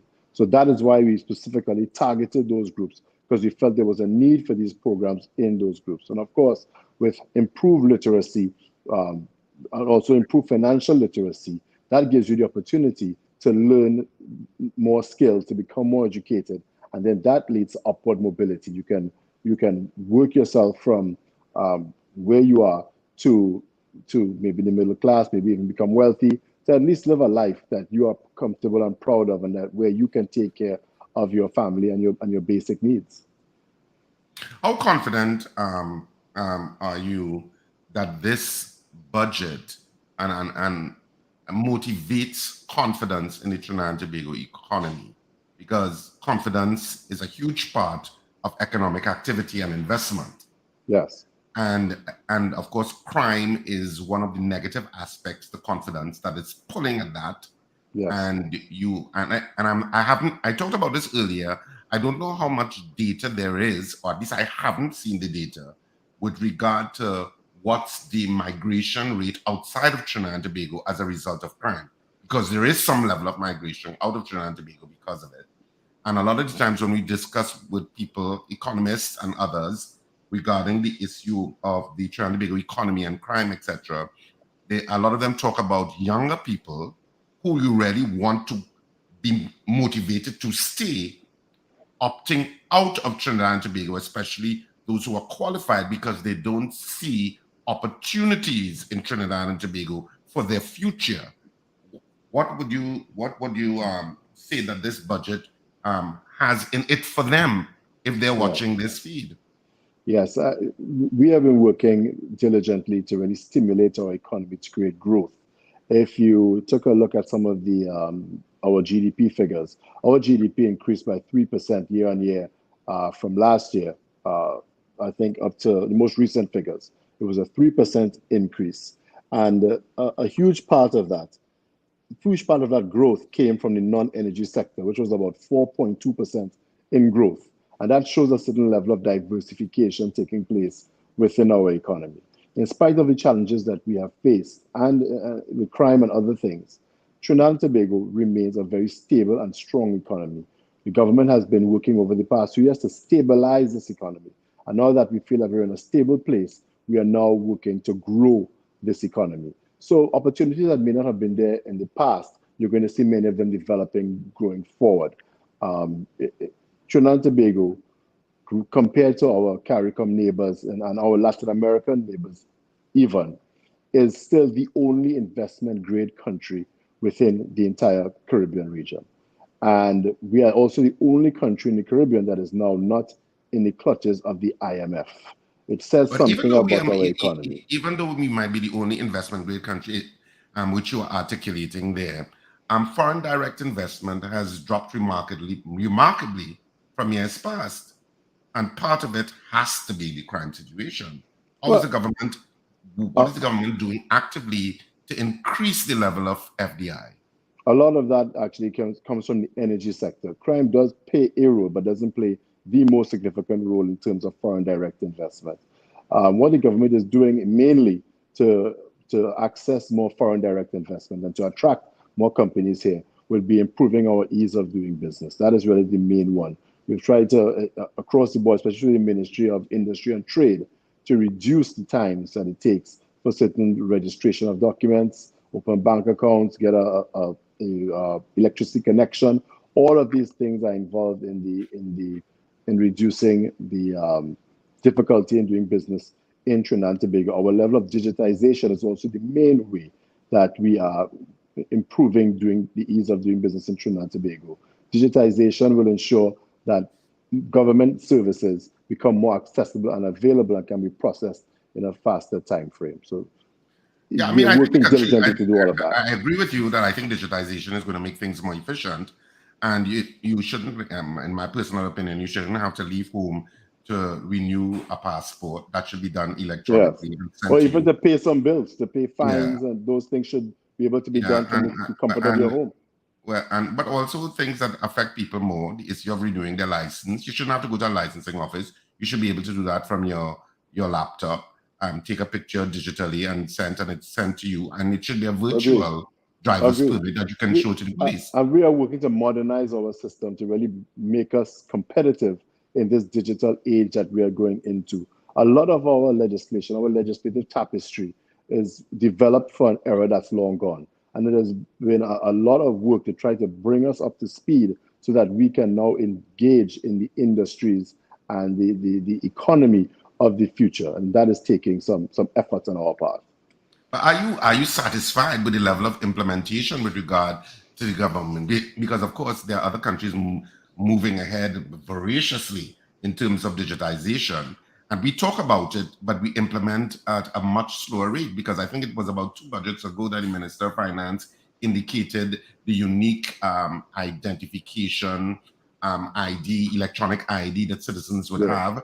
And here we are in 2023 going into 2024, and still it has not materialized. Yeah, I wouldn't say that we are behind anyone. We are working towards staying on course with international benchmarks. You have to understand most of the countries in the region would have had a digitization effort. But because of the economic strife that most countries are seeing right now, that has been held at bay. Trinidad and Tobago is not in that situation. We are moving forward with our digitization effort. You can now receive, many state employees receive payments through their bank accounts now, and that was not the case before. It's a direct deposit. So we are gradually moving the system. The same thing with property taxes. We wanted to have that, be able to pay that online also. But we have to modernize our entire system to make that readily available. So we are moving at a pace. We have a Ministry of Digitization, and we, now that we have stabilized this economy, you're going to see improved access to all of these services and a lot more growth in our economy going forward. A lot more implementation. And a lot more implementation. Yes, the sad part is that you need money, you need funding for implementation. It's not done that way. But if all of your funds are being directed into maintaining the public service or into the parallel healthcare system coming out of a global healthcare crisis, then there was no growth during that period. You have to stabilize and maintain your economy so that your citizens could be protected. And that is what this government did. Forex, foreign exchange, let's look at that topic. Maria Dukaran, who is another economist, talked about, well, she inverted commas, called it gun talk by the Minister of Finance about the repatriation of foreign exchange by businesses, both local and foreign. Yes. Who hold their assets abroad. And the Minister of Finance suggested that he's going to try to persuade, inverted commas, those businesses to repatriate some of that US. The Bankers Association, of course, is glad for that because, of course, people seek their benefits. It's going to come into the banking system. So, of course, they'd be glad for that injection. How is that going to be achieved, though? Because when we spoke to Mariano Brown yesterday, and to a lesser extent, Kevin Ramirine the day before, they said money goes where it's going to make money, and money goes where interest rates are higher, etc. And and because people who have money want their money to be making more money, you don't want to lose money. So what can the Ministry of Finance possibly do to encourage people or businesses to repatriate foreign assets? Yes, well, let me remind the national community that also this is the same economist that said that Trinidad and Tobago would run out of foreign exchange by 2022. That certainly has not happened. We are an investment-grade country. We are not in the clutches of the IMF. We are still able to borrow money in the international markets at relatively low rates. We are a stable and growing economy. We are the strongest economy in the entire region. When it comes to a foreign exchange, what we have done with the Exim Bank is to make foreign exchange available to manufacturers in Trinidad and Tobago. And that is to ensure that our manufacturers are well assisted, because that is one of the largest sectors growing outside of the energy sector. Now, if they borrow money from the Exim Bank, it means that they also have to repatriate the revenues that they earn internationally. And that's how we keep tabs on some of these entities. We also now want to make this a facility available to some of those that qualify in our SMEs, our small and medium enterprise segment. So it's going to allow us, one, to funnel some of our foreign exchange to the organizations that also generate foreign exchange. And that way we can work with them to repatriate much of those earnings back to Trinidad and Tobago. There will be other measures also, but I'll allow the Minister of Finance to speak of those to the national community. Is it some sort of legislative measure or it's not? It doesn't need to be. If you borrow from the Exim Bank, it's going to come with certain requirements. So if you want to access our foreign exchange, then you have to do certain things to do that. And one of those things will be to repatriate your earnings from abroad. So we are going to be able to see exactly how the foreign exchange that we lend you is spent and what happens to the revenues that you earn from using that foreign exchange. Yeah, it does not come across as a bit of micromanaging. Is that where the government wants to micromanage? No, the government wants to facilitate international trade. We have a very competitive manufacturing sector.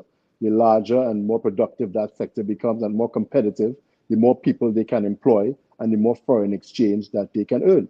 And that benefits all of Trinidad and Tobago. So the government is the facilitator to ensure that the system works, to ensure that if we are giving you foreign exchange to conduct your affairs and to grow our economy, that there's actually a repatriation of those funds that can also benefit the economy and that is benefiting you. So it's a facilitation. It's not a micromanagement situation at all. Okay. Property tax, I know he says that property tax, he says he has the property tax rule and he sent it off to the Ministry of Inland Revenue, aka the Revenue Authority. I never know what to call it right now because it seems as if it's in transition. And he says that, you know, it will be implemented in this fiscal year. Yes. I know that the Minister of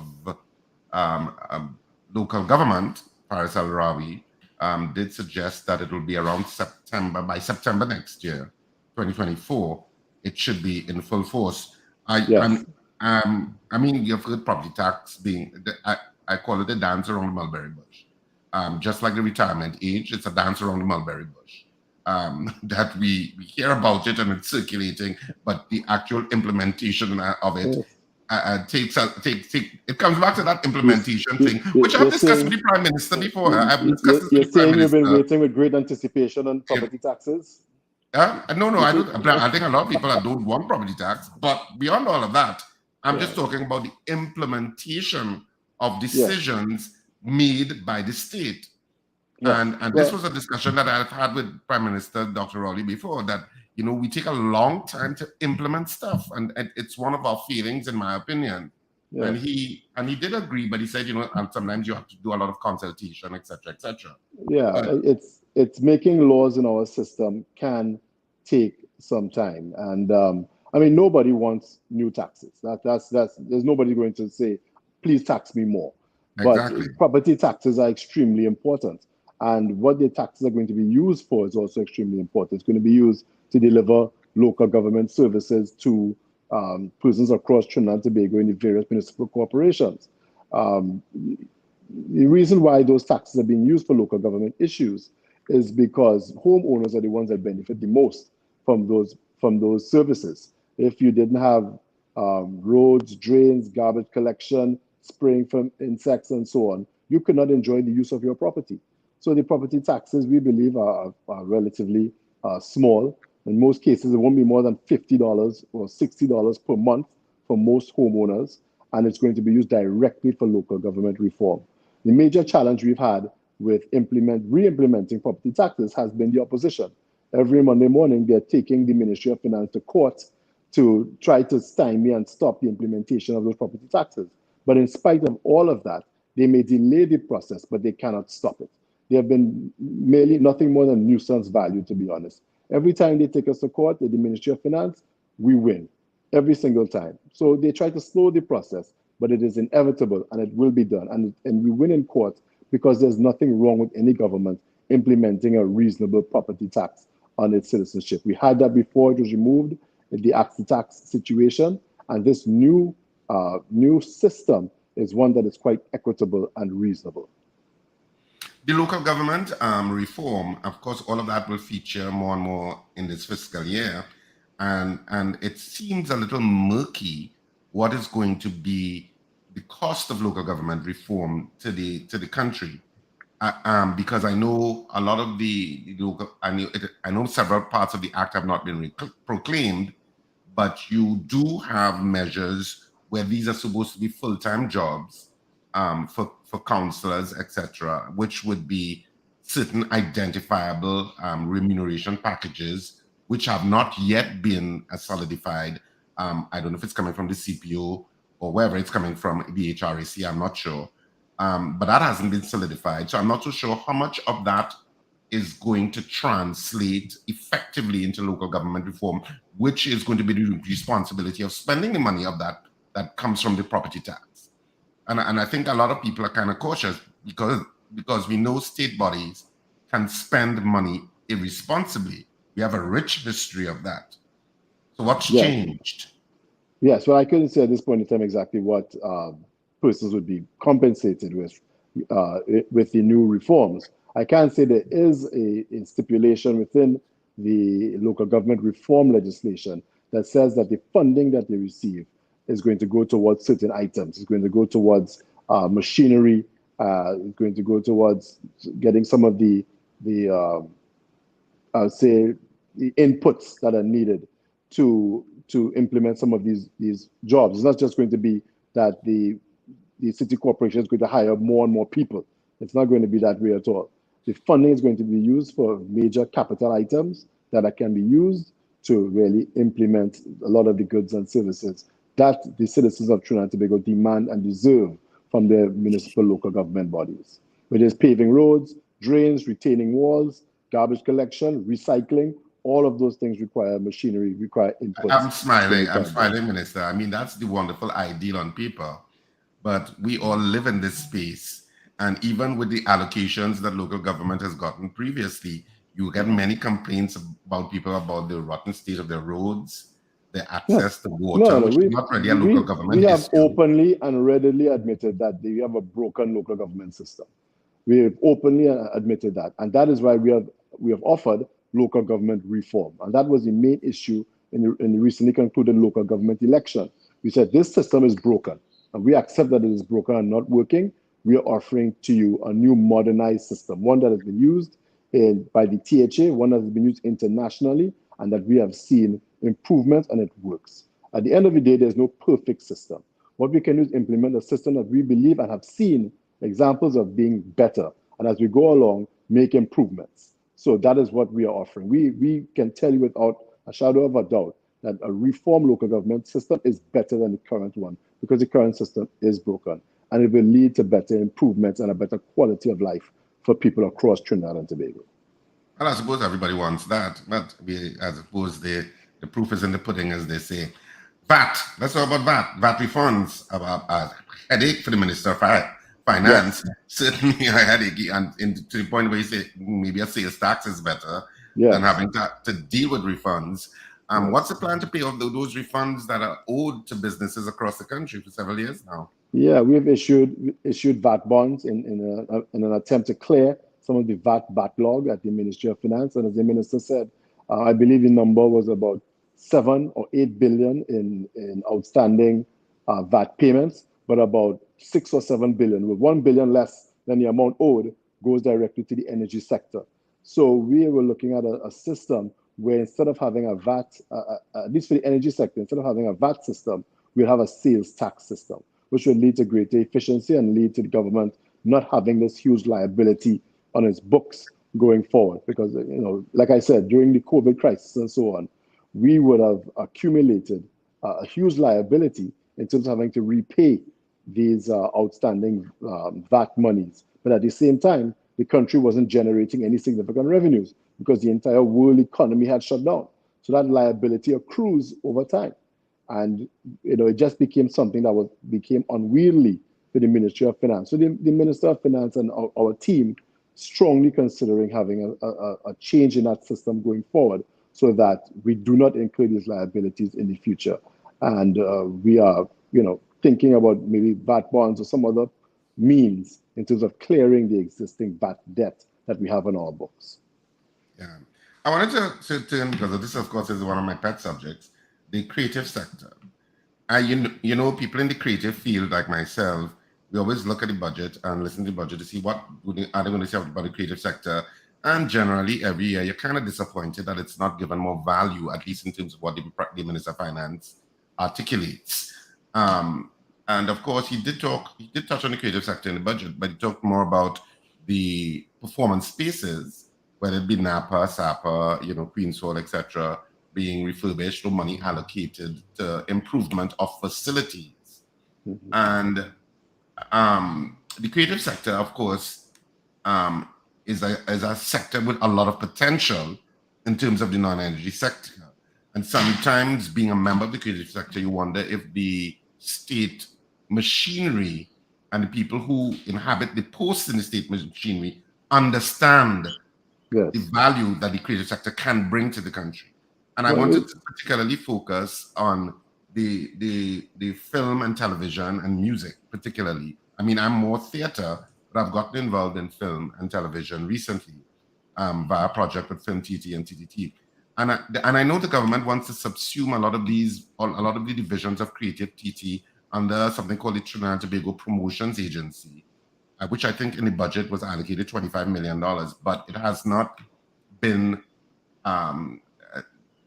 properly articulated or drilled down in the Yes. details to the stakeholders at this point. Yes. I also think, this is my personal opinion, it's a mistake to lump certainly film and music under one agency, especially film, because you have film commissions across the planet who are vying for those film dollars. And so when you're looking for international investors in film and television, they often look for what is the film commission or what is the film company in any country in terms of easing the process. When you have a Trinidad and Tobago promotions agency, it kind of disappears. And Yeah. it becomes part of this umbrella organization that they have to kind of drill down in. So I think it really should be separate. And I think that more attention and more resources need to be poured into that sector because it's a sector that is directly linked to your creative human resource, Yes. which can bring lots of benefits. I think the film TT would have made money for the country in the last fiscal. Yes. I can reassure the people of Trinidad and Tobago that the creative sector is one that the government takes extremely seriously. The reason why a lot of these promotions were lumped into this one organization was so that it would make it easier for everyone to find the resources that are available to our creative sector. Our creative sector has challenges, but one of the major challenges is that I would implore persons within that sector to become more business-minded in terms of accessing grants and other financial assistance that they can from the state. You have to be able to show certain documents. You have to have a registered business. You need to have, to ensure that you've been paying your taxes, so on. You have to show all of these due diligence forms, because the government just can't hand you $50,000 or $50,000 of taxpayers' money without any kind of due diligence or means test or anything like that. The industry is one that is challenged because in a lot of cases you can't go to a bank to borrow money to do certain things in the sector. It's the same thing like sport. If I wanted to start a sport league tomorrow, I couldn't go to a bank and say, hey, give me $1 million. There's no collateral. There's a host of issues in terms of borrowing money in the creative sector. So the government has tried to make things easier and cheaper and also offer grants. But persons within that sector have to have their stuff together, have to have their books together, must be able to pass the due diligence test in order to access the funding that is being offered by the state. No, I get all of that. But I'm just still saying that that's basically some systems that would be in place. But the coherence of a definitive, aggressive stance of the government in fueling the film, I'm specifically speaking about film and theater because that's where my creative juices lie. So I can't speak to soca, and they will have to speak for themselves and music and the other parts of the music landscape. But certainly in film and there can be more of an aggressive stance, I think, in government funding. It's like what South Korea would have done. South Korea made a definitive decision that they were going to treat with their creative sector in a way that gave it a certain priority. Hence, you see so many South Korean films, whether it be anime or dramas or comedies, now streaming across platforms across the world, and sometimes being the #1 movies around the planet. That didn't just happen.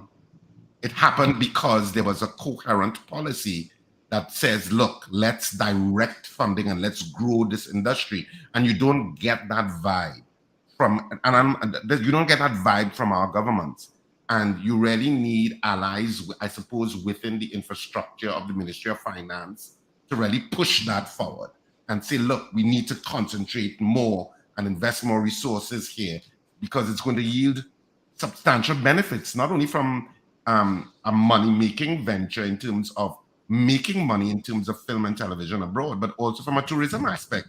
You can connect it to your tourism product. The more that you showcase Trinidad and Tobago in a particular light that reaches out to the rest of the world, the more you attract people to visit here too. So there is a lot of pluses to it. I can tell you that persons, the agents at the Ministry of Industry and Trade have been working extremely closely with the creative sector, and especially the Minister Gopi Skoon. She has been heavily involved in having discussions. I also saw a recent initiative coming from the IDB, where they brought in a lot of these young persons together who are involved in the creative sector to come up with policies and to also finance or fund various initiatives within the creative sector. So yes, we have done a lot of things previously. But you're articulating what is the current position. Are you understanding what I'm saying, though? Are you understanding what I'm saying? I understand what you're saying, but I'm saying because that we have to understand it. We have to understand the industry, and to do that is going to take a level of consultation, because you may believe that path A is the right way to go. There are going to be 5 other people that believe that path B, C, D, and E are the right way to go. So it requires a lot of consultation. Requires examples from what has, like you said, what has been successful in other countries. So it does take some work. So, but there is work taking place in the sector. There's a lot of discussions. The IDB is involved. International agencies are involved. We hope to have a lot more funding and better initiatives to boost this sector going forward. Okay, well, I mean, I think we have come to the end of the interview in terms of I don't know if you're willing to take some calls or if you prefer not to. I don't know. Always. Yeah, we can have some time for that. 222-8255 North Americans, toll-free number 866-525-1099. Minister Brian Manning is our guest until 8 o'clock this morning. All right. Yes, we're taking some of your calls. I'm not too sure if there were some messages on the board. I don't know if Steve, have you seen any questions came across the board? I'm checking it. Hang on. Someone is saying aloha. We have Carnival, and it's the biggest bust in our economy.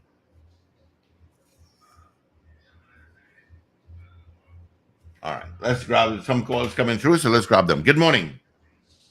Good morning. Morning. Good conversation with Minister Manning. Greetings to you, my friend. Good morning. To modernize NIB in terms of the payments to retirees. I have friends who are telling me they're waiting 6-10 years to get their pension after they have retired. Everything is in place. That it is a virtual mess to try. I was speaking to one recently. He was up here in my home. And we went online. So in order to apply for your contribution, I think it's called, you have to fill in where you worked. And this guy is in his 20s. He doesn't remember where he worked when he was 25. They want to know what period you worked, where you worked at. It's no longer where you can, I don't know if it ever was, where you can just put in a number that pulls up. You have to go to the level of detail, the level of minutia that many people who have retired do not remember. And it is frustrating when people are telling me, I have my brothers who are in that age group, and they say, listen, I retired at 60, applied, and I'm 64 now, and I still can't get my pension. I have no clue what's going on. So I'll go offline and listen, but I don't know. All right. It's frustrating people. Yes. I'll go offline. Yeah, thank you for that. And definitely we have received quite a few complaints about the NIB and its processes. And I can assure you that right now, those processes are being digitized. We are attempting to make things easier for our citizens, especially those who want to access benefits from the NIB, because they don't just issue retirement benefits. There are a slew of benefits that come from the NIB fund. We're also working to reform the fund to ensure that it has a certain level of sustainability for generations to come. Because of our aging population and our shrinking workforce, we do have a situation where the fund has to be reformed to ensure that it is sustainable and there to benefit future generations. So there's a lot that's work that's being done on the NIB in terms of turning things around and to making significant changes there so that it can be of better benefit to the people of Trinidad and Tobago. Well, that's another dance around the mulberry bush because the issue of raising the retirement age to 65, as suggested by the 11th actuarial report from the National Insurance Board, they indicated either one, raise the national insurance rate to 16.1%, or raise the retirement age to 65, albeit gradually, or both. We have been hearing this for a couple of years now, and we still can't achieve either. Yes, well, any major policy change requires a lot of consultation in Trinidad and Tobago, and rightfully so. You don't just implement such far-reaching legislation overnight. It doesn't take, one is mentioned one day and then it is implemented within a month. It doesn't work that way. There has to be consultation. And it will be implemented. And I'm saying that we had extensive consultations with the business community, with the trade unions. We have gotten a lot of buy-in in terms of having the retirement age raised. I don't think you got buy-in from the PSA, which would be a huge... We got a lot of buy-in. I say all buy-in. Everybody didn't agree, right? Yeah. Barbados already has, a 67, age 67 retirement because they implemented. Jamaica is 65. So we are working to really ensure that the system is changed. But it does take some legislative work. It come to Parliament, it will get done. All right. We have another call. Good morning. Good morning, gentlemen. Good morning. Good morning, New York. Good morning, gentlemen. Just two quick matters. Minister, and good morning, all. Yesterday I listened to the Youth Parliament discussion, and it was a pity that, there was one independent senator present, but there's nothing much that should be done. But it is a pity that there were not senior government ministers to answer the concerns of the young people. This was so refreshing. The young people listening to them, they have ideas. I downloaded that thing and I'm playing this thing while I'm working out and I'm getting goosebumps. But I think a couple senior ministers should have been there to answer the question. And Richard, I thought of you so much in that discussion yesterday. Most of the youth from the sixth form college to the secondary school, they all spoke about the creative sector. They find the government seem to be giving lip service to that. And then, they say the government should be doing more because there's potential in creative sector. Ease of doing business. Mr. I've been listening to that for the past 8 years and even prior to that 8 years. What is the problem? Jamaica is making it a little easy. You just listen to the Parliament in Jamaica just recently, about 2 or 3 weeks ago. The Minister of Finance, when he presented a supplementary appropriation, he was talking about the measures Jamaica has taken to make business, a little more, comfortable for the people coming in. What is the problem? 8 years I've been listening to this. Prior to that 8 years, it was tough. Ease of doing business. And I honestly wish the next Youth Parliament discussion we have, senior ministers of government could be there to at least listen to the young people. If I am a politician, I would listen to young people because they are the future of tomorrow and they have some answers, positive answers. God bless you guys, interesting program, and I'm listening. Good morning. Good morning, caller. Good morning. I was wondering, with the acceptance of the 4%, but it makes more sense that if they had accept the 2% for 14 and 15, but it'd be the same 4% down the road because persons who would have retired around that time end up getting nothing because it was 0% around that time. Because the $4,000 payoff is nothing at all. And another thing for the old age pensioners, no increase at all. Most of the money spent in medical expenses. Because CDAP does nothing. Well, it really gets nothing for it. You couldn't see that. for 350 is nothing at all for the pensioners. I don't think that was given into consideration. I think the good minister would have looked into those things and some sort of increase for the pensioners. I don't know what you think about it. All right, thank you. Especially the 4%.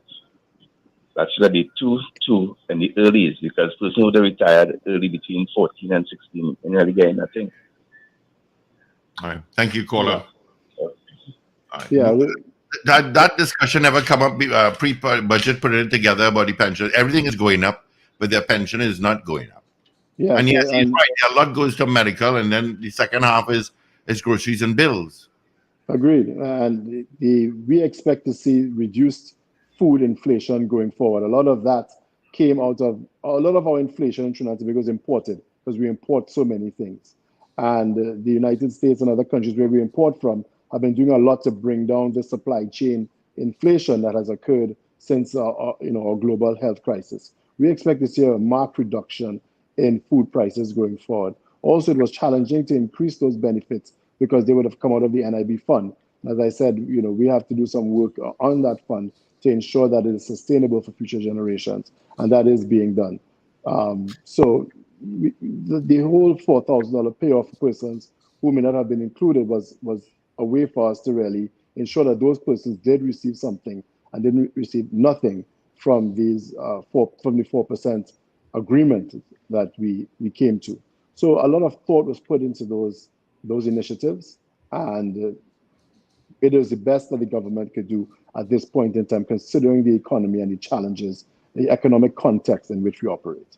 All right, as we close, Minister, I just want to ask one more question. The issue of pensioners, and I know in the last budget, the Minister of Finance referenced that when people retire, they would get their benefits. They were wanting to move to a system where they get their pension benefits almost the next day. That you don't have this elongated wait before your pension benefits are processed.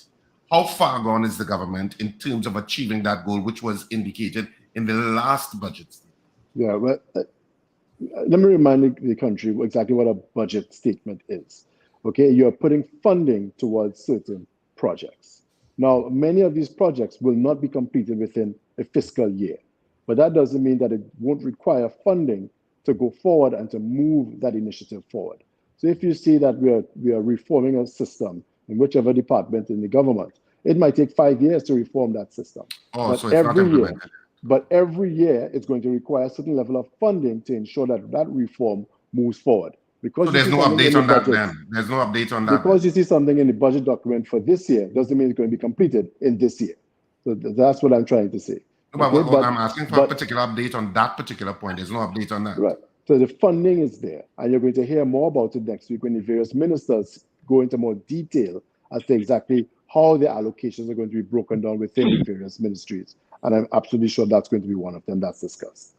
All right. Well, thank you so much, Minister. We've had a call on hold for a long, long time, so let's take this final call. Morning. Yeah. Hi. Morning. Morning. Quick question. Yeah. Well, the question is that what Richard was talking about, and I think the Artists Coalition of Trinidad and Tobago have made some proposals around culture and policies and stuff. So I know the consultation things need to happen, but there have been grounded work that has happened, partnership, filmmakers, theater people, dance, everything. And I think those policies and those suggestions are there. Is to put it out. Like one example is the UTT becoming an innovative hub. I know Planning Minister Camille Robbins may have some understanding of that. With this animation going to the E-Tech Park and creating the innovative space where things could happen. So the question is, why haven't these things been implemented? And why is it? I know the consultation thing is an issue, but it is there on paper to have done for almost 10 years. So why is it not being implemented? All right, thank you. Yeah, I can't speak to what has been going on for 10 years, but I do know that the Ministry of Industry and Trade have been having extensive consultations with the creative sector, as I said earlier. And in every budget, you see more and more facilities being rolled out to aid and to develop that community. Even in the post-COVID era, there were payments being paid out to persons in the creative sector who may have been displaced because of the COVID crisis. So every year I would expect to see more and more policies being laid out or rolled out by the Ministry of Industry and Trade to benefit that sector as they do for other sectors. All right. Well, thanks again, Minister, for joining us this morning. Thank you so much for having me, guys. Really appreciate it. Have a wonderful day, Trinidad and Tobago. Also, just want to say happy birthday again to my wonderful wife, Michelle Das. Her birthday is next week on the 10th of October. So feel free to reach out to her and tell her happy birthday if you see her anywhere. I think that is the only time that we chat is for her birthday. I'm sure she'll be happy to hear from you. Yeah. All the best, Minister Manning. All the best. Take care. Thank you so much, guys. All the best. Have a great day. All right. This is where we wrap up the Pod Breakfast Show this morning. Of course, just reminding you that theater is on this weekend. You have two shows. Nikki Crosby at Cipriani College, 50ish and Hot AF. Tickets available at all the usual outlets. You can check RSRR Productions theater page for more information. Of course, the box office at Cipriani College opens from 12 noon to 6 p.m.